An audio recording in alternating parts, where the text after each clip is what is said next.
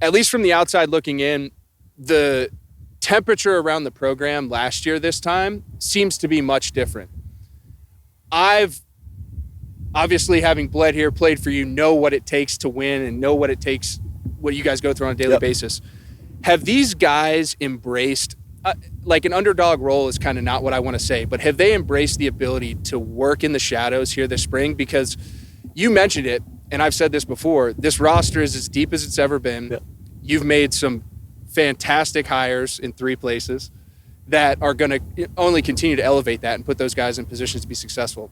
What have you noticed through this spring transition with these guys in terms of their mentality? Because I think ultimately that is where this place is in terms of getting over the hump, is just overall ultimate deep down belief that they can compete with everybody in the country, and they should. And I know you preach that on a daily basis. Have the guys gotten it?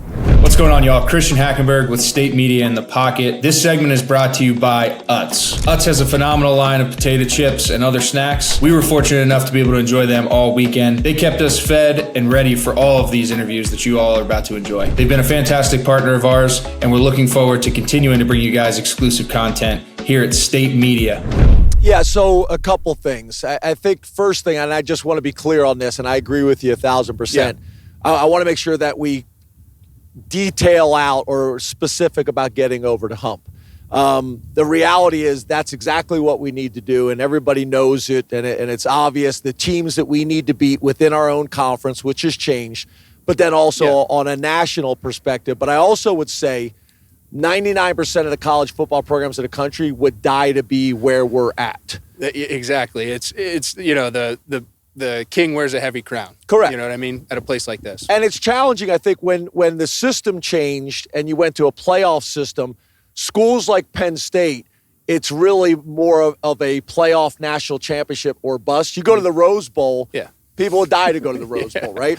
So let me say that. But I think the other thing I would say is, to your point, I think leadership is critical at every level.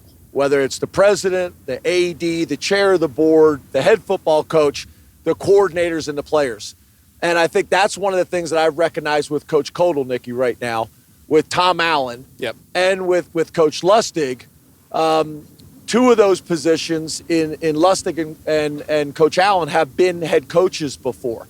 And I think that's one of the things that I see with Coach Kotelnicki in a future head coach. It's not just the plays. The plays are important, but you got to get everybody to buy into it. You got to get people excited about it. You got to get people to understand the why. And I see that as probably the biggest shift and biggest change is Coach Kotelnicki's ability to connect with the players, very similar to what Tom's doing and what Manny did on defense last year.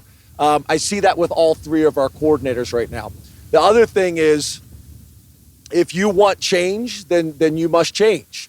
The definition of insanity is to do the same thing over and over and expect a different response, right? So it's interesting. We've had probably our most physical spring ball, because usually what happens is you have practices laid out in the beginning of spring, just like in the beginning of training camp. You get some injuries, and then you cut back on the physicality. Yeah. And we've kind of plowed through it. The depth that you mentioned earlier I think has helped with that. It's really allowed some guys that maybe are in the argument of in the 2 or 3 deep at this stage now are getting 1 reps because guys are out. And that depth development, I think, is critical. So my point is we didn't really back off. Yeah. And I met with the Leadership Council 2 weeks ago, and to be honest with you, they were kind of pushing back on it. Hey, we've been very physical this training camp, and you talk about a long season, possibly 17 games. We're going to have to be strategic about this. And I said, yeah, but on the same hand, we got to be willing to do things that we haven't done before. And this is the time to do it. Be really physical, be really challenging, long practices during the spring. You're not going to take that approach during the fall, but we got enough time to recover between now and summer camp. And I think it's been the right approach. So I think that's just one example of what you're talking about. And the guys have grinded through it. And our practices have been super competitive, really physical. And when you bring new staff in and they see it, they're like, I haven't really been around this before. as competitive as it's been for 15 practices. That's fantastic. I love that.